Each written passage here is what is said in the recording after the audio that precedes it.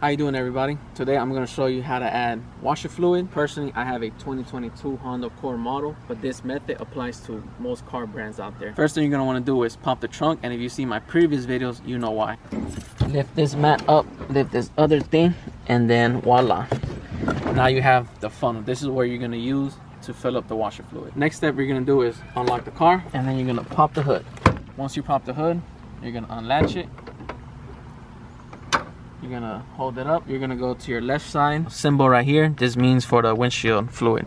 Lift it up, put the funnel in, get your washer fluid. I'm going with the bug remover from Rain-X. I've used this brand before and it works extremely well. Open this.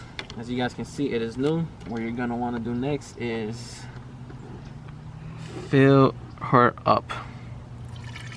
That's what she said. And as you guys can see, it is filled all the way to the top. You close this back up, and that's how you fill your Honda Accord with washer fluid. Like, comment, subscribe, and follow for more.